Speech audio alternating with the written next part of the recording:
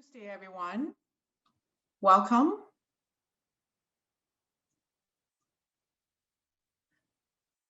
So I hope you're okay. We're going to be recording this session. So if you don't want to show your face, that's okay. Just in case we have students who can't join us in real time right now. So again, good Tuesday. Welcome all of you. I'm Wei Ping Wu, the director of the MS in Urban Planning at Columbia. Just really quick,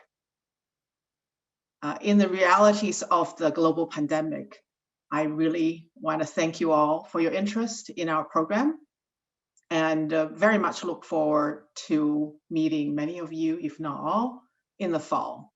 So today, in this half an hour, I'm going to try to outline some of the key aspects of the program. And there may not be a lot of time in this session for you to ask questions or for me to answer, but please jot down your questions in the chat box. Emily, our program manager, will be collecting them so that we can answer them in later sessions by the students, by faculty. So I hope to see you again this afternoon or wherever you are in your time zone. And also you should feel free to reach out to us by email as well. So again, let me welcome all of you. I think a main question on your mind is why Columbia Urban Planning, right? So you've recognized planning is important. I don't have to belabor that point. So why should you come to Columbia and why should you come to our program? First, I think we have a dynamic and flexible curriculum connecting knowledge and practice. And wait just a little bit and I will substantiate what I mean by that. Second, our curriculum and our program center social, racial, and climate justice, particularly in the context of built environment. Third, we have a broadly comparative framework of bridging global north and global south. Fourth, we have critical strength in urban science and analytics. Last but not least, we prepare you for your readiness for both important and traditional, as well as emergent roles of planning, and sometimes beyond the field of planning. And we feel that planning is so important that all of you should actually bring it to neighboring fields or even fields that are not traditionally working with planners. So let me then specify and provide you some details about each of these 5 points. The dynamic and flexible curriculum, connecting knowledge and practice. So you will see the full-time faculty, they are active in research, they're leading scholars, and together we cover many different areas of planning, and we are very active in generating new knowledge and expanding theories and practices in planning. So you'll meet many of us this afternoon. We also have a dynamic group of practitioners who are very seasoned in practicing in public, private, and nonprofit sectors. And they are not only seasoned, they're also dedicated to teaching. So this list is just some examples of adjunct faculty we have had for many years. Some of them joined us in the last few years, and they engage with us substantially, both with students and with faculty in designing the curriculum and in providing professional development advice. So you'll meet one at least this afternoon as well. And also in our open house program, we have many courses that are open for you to stop by, visit, and many of the courses are taught by these outstanding practitioners. And so I would encourage you to connect with them through the class visit or afterwards by email. And if you have a challenge in connecting with them, please shoot Emily, our program manager, an email, and she'll be happy to connect you with some of these faculty. So That, with the two groups of faculty working together, our goal is to allow our students to explore both knowledge, skills, and how you can bring those to practice. So you can see we've created a number of new courses in the last couple of years, and this kind of innovation and new courses happen regularly to really accommodate and also to keep up to date with what's happening beyond the ivory tower. So this is just some examples of the new courses. And so with that, you know we are PAB accredited 2 years if you are full-time with 60 points, and required elements are just 27 points. Those include courses, studio, and the required thesis or capstone. And so you have room to pursue 33 points of electives. At least 12 of them should be in a concentration, which I will explain in just a minute or so. And then the other 21 points, you can take courses anywhere in GSAPP, beyond GSAPP, and I will also outline those opportunities in a little bit. So that gives you a lot of flexibility. And these are the 4 concentrations. And I will also give you more details in a little bit. But we are unlike some other very large planning programs. We try to focus our curriculum and expertise in these 4 large areas. And we encourage our students to be a generalist, but with some expertise in 1 or maybe 2 of these concentrations. In fact, about 40% of our students pursue a second concentration. We also have a part-time option, although that requires a different application process. If you have any questions about that, please reach out to us. So this sample program obviously is based on a full-time program of study. And so the first year, you will be taking a lot of required courses. I generally encourage students to really explore all of the different electives in the first year. And you don't really have to decide on your concentration really until middle of the second year.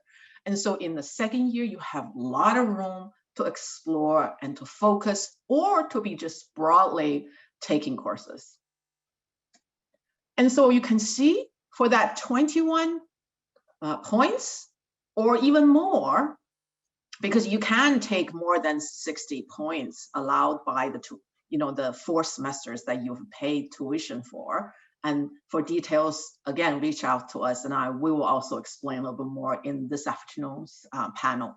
So these are places that most commonly have welcomed our students to take courses, right? GSAPP, obviously, all other programs in GSAPP, all the electives in those programs are open to UP students. And then School of International and Public Affairs, particularly the few programs I've outlined there, public health, business, law school, and social work. And all of these above, right, GSAPP, SEPA, and the next 4 schools, we have dual degrees with these schools as well, and or programs within GSAPP. And then we also have access to classes in engineering, especially data science and transportation engineering.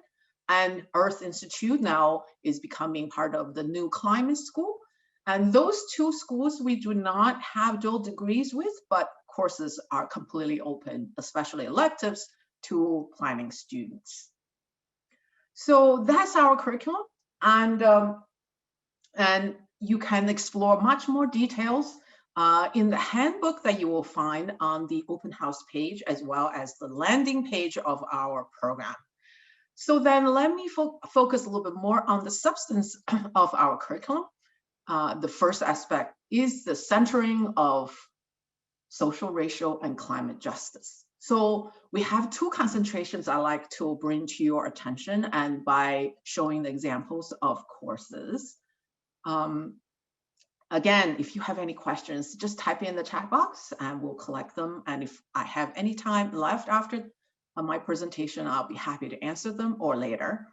So you can see in the built environment, we have a number of courses that are quite fundamental, especially for students who have not had planning backgrounds, who want to really explore about planning and how it intersects and works in the built environment. And that's the concentration. It's probably the concentration that has the largest number of courses.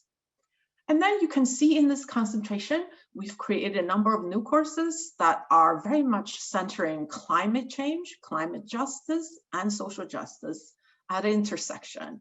And so many of these courses, a few of these courses are brand new. You can see also the asterisk. That indicates a course also that also satisfies another concentration. So we very much encourage students to cross-learn between the concentrations and to think about issues that are interconnected. And then you could see that this set of colors of courses intersect with the international planning concentration, and they bring global issues into the discussion.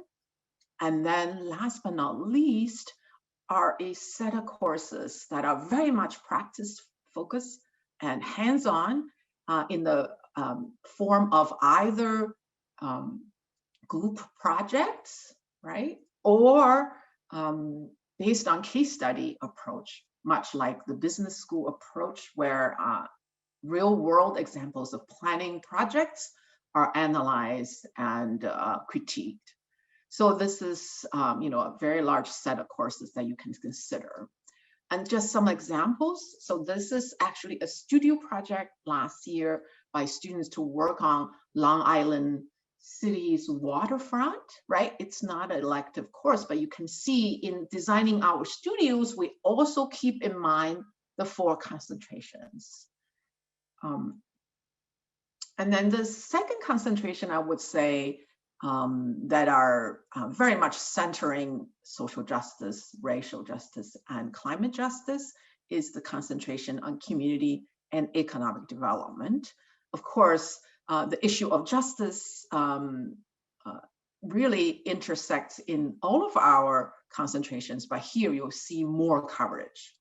So this set of courses are more in the housing and community development direction, in which students really learn about knowledge and skills and interact with community development issues more intimately. And you could see also some are practicum kind of related courses. So here, I don't want to put in too many colors to create any confusion. And then this set of courses are more focused on economic development, and ranging from infrastructure issues to real estate development to public financing. So to really prepare our students who want to be able to go out after graduation to work with those professions such as real estate and even social investing. And so what I said in terms of emerging roles for planners in a way that many of our graduates are already pursuing, right? So, so this is an example of a course project last semester called Climate Justice in Our Own Backyard. And this is a group of students from planning working with a group of high school students in the Bronx, in Washington Heights, to really look at how a physical element just around their school can be really improved and rebuilt. And so even though they couldn't work together in person, they used this online platform to really communicate. So it was really wonderful. And this course will be continued this fall, hopefully also to create a long-term engagement between the community and our program and our students. So that's an example. So another strength we have is the comparative perspective bridging global north and global south. And even though we have faculty with tremendous global expertise, we really have decided that we're not going to say focus on one region or the other and not every region. We simply don't have that kind of coverage. but also we encourage our students to think about issues that are in global north, for instance, a global pandemic, right? And crisis in terms of natural crisis, and how New York's situation can actually benefit in terms of borrowing strategies and approaches or understanding in other cities around the world. So if you look at this group of classes in this concentration, the courses right now on the screen really are more knowledge-based and really introduce global practices and global urbanization patterns, planning practices in different sectors across different regions. Some are a little bit more regional focused, but most are topic focused. And then we have another set of courses really are more practice focused in comparative perspective. For instance, in the course Residential Planning in Global Cities, students really take the regulations on residential development in, for instance, Singapore or Hong Kong, and use them to transpose to a neighborhood in Manhattan to see how the residential landscape may be different or similar. So to say, you know, if we want to make change to the planning of the built environment, what kinds of regulatory changes are needed? So these are types of what we call broadly comparative approaches that we are taking in the curriculum. So you can see this is another studio project, students going to Hong Kong, understanding neighborhood change resulting from a development of a new metro station. And then this, you can see also is a project in another part of the world, Buenos Aires in Argentina. Some of the students actually ended up going last spring just before the lockdown, and they were trying to help a informal neighborhood to plan for public space. You can also see the students are using their skills learned in urban analytics in designing this app as a platform to really facilitate the community communication and understanding of their open space. So that leads us to really talk about our really strong coverage of urban science and analytics. We are among some of the first planning programs to really dive into urban analytics and using it as a way to enhance and critically enhance planning decisions and practices. So here, the courses, the list is a little shorter because this is our newest concentration, but also because there are other courses within GSAPP that I'm not listing here. But every year, every semester before you start registration, we provide a list of courses beyond UP that we consider useful and relevant for you. We also introduce a number of GSAPP courses into the concentration. However, those courses do differ from semester to semester, so we try to really give you the most updated information after you enroll, before you register each semester. So, and there are also a couple of urban analytics courses that are more knowledge-based, that is using the existing kind of a set of technologies and providing a more critical perspective for understanding the use of analytics and informatics in urban planning. And so the school is about to launch a new degree program, and we hope there will be more opportunities for courses through that new degree program. And so this gives you, again, some examples of student work. These student works are all pretty much on our website, so I encourage you to explore. And so this is a course called Environmental Data Analysis in Context of Climate Change. And so you can see the students not only learn about data analytics, but they also learn how some of the substantive issues of climate change affect cities, not only affecting cities, also at the international and national level. So this course has 3 levels of data for students to engage with. And then another really key course is almost like an intro course called Introduction to Urban Data and Informatics. And it's a very popular course and enrolls a lot of students, and it uses New York as a big lab. And because New York has also great API data and other kinds of data, so this is another student project from last fall. Yet another student project from last fall by looking at how women's biking patterns vary or are similar across different boroughs and different parts of New York City. As you can see, our students have a very strong ability for visualization and for data analytics. So you will say, oh, do these students actually all have this ability before they come to the program? I don't think so. Many of them don't, because I actually know this course because I actually sat in the course and audited myself last semester.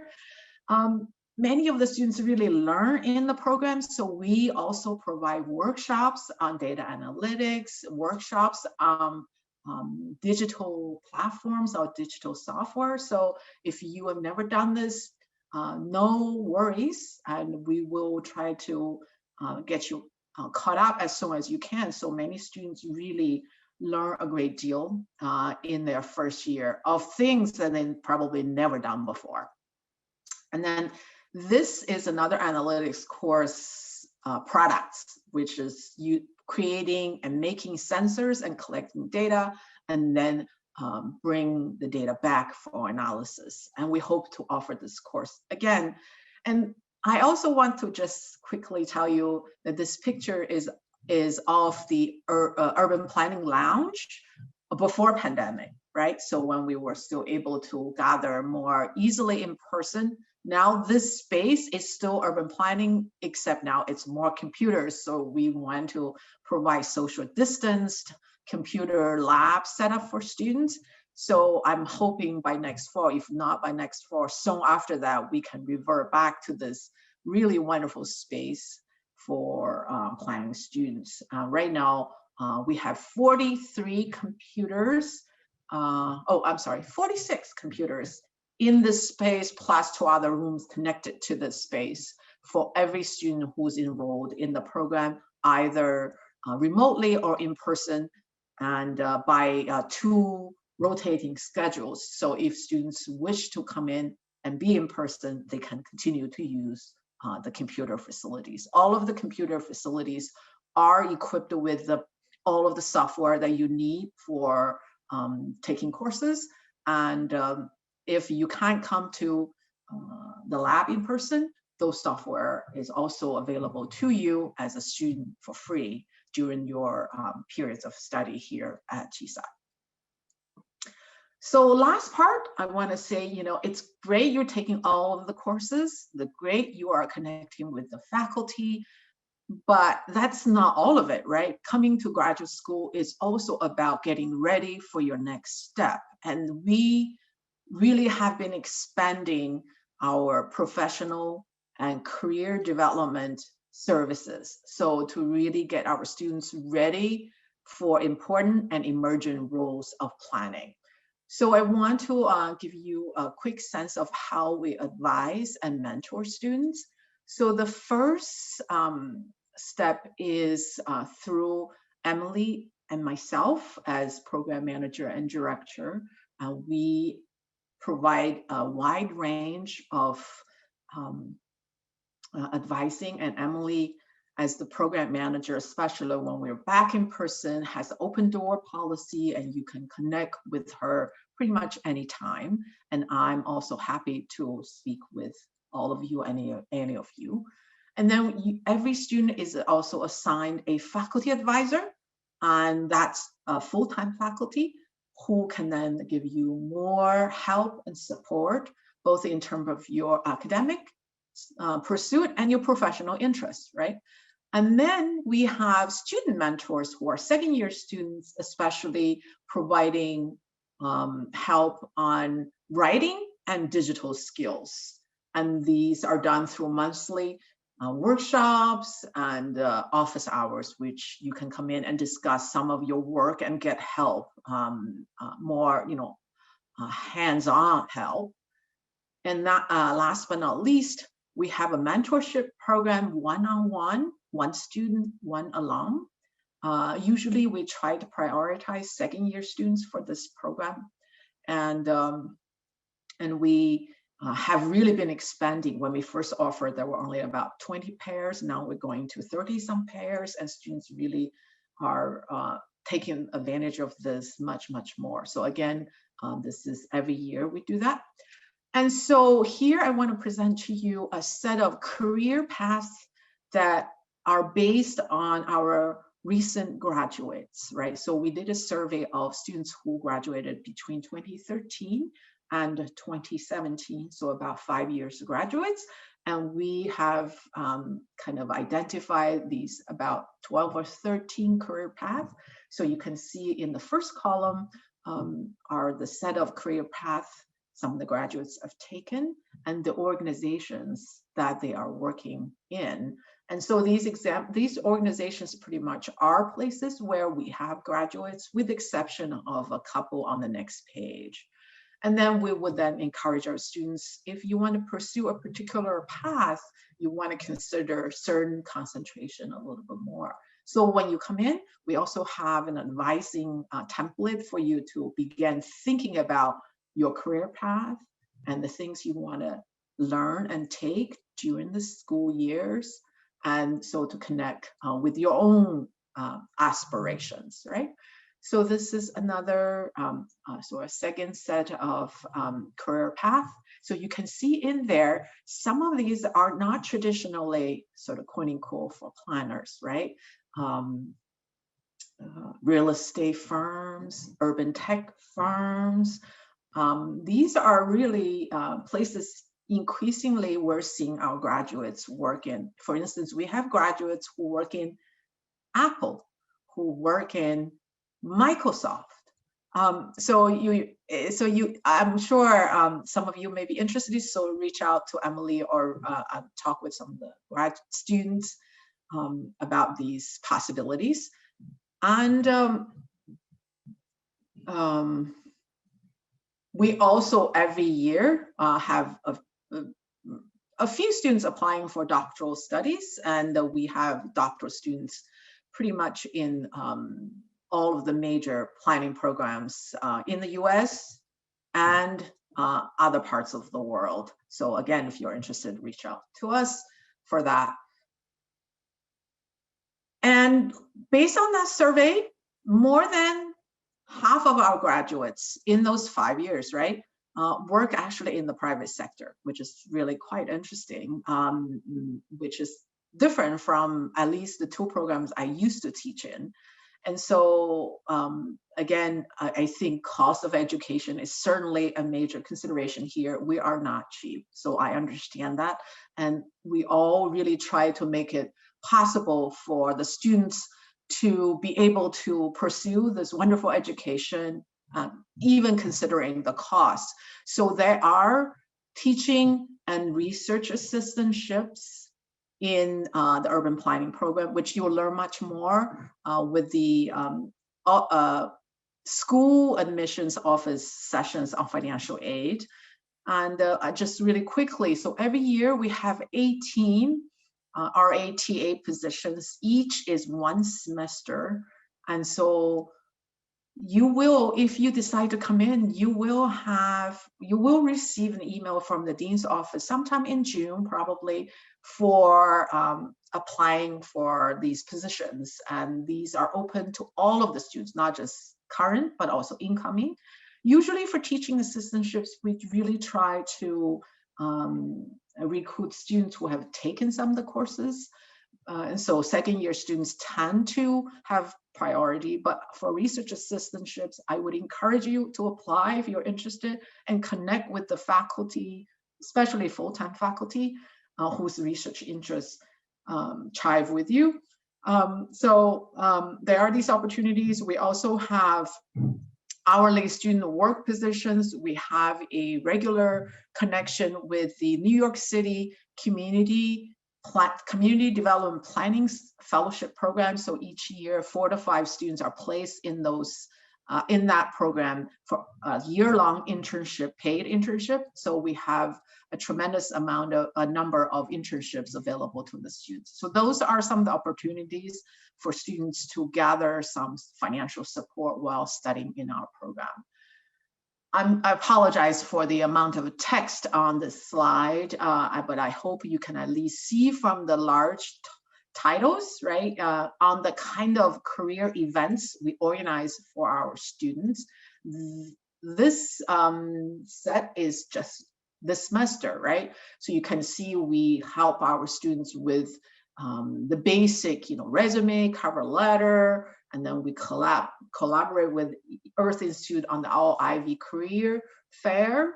And then we invite alumni, we invite firms, organizations to come in and connect with our students about opportunities and their career path. And so for our students to really be prepared before graduation. So a lot of students also come in to do this to prepare for an internship. So we have a digital platform called Engage that basically is a place where you would find up-to-date regular posting of internships, sometimes also fellowships, as well as jobs and even hourly jobs within the school. And so that's your information central for getting ready for either internship or jobs. And these are some other events we organize. So this is our own career fair. So I know I'm running out of time. And so again, I would encourage you to explore, discover, and connect with us. And that's our email. And shoot us an email. I know we have had about 10 questions. So stay with me. Stay with us. We will answer those questions either during the student panel, which is very much next, and then in the afternoon in the faculty panel. So again, enjoy your open house. I look forward to connecting with many of you, if not all, soon, and hoping to welcome you as well.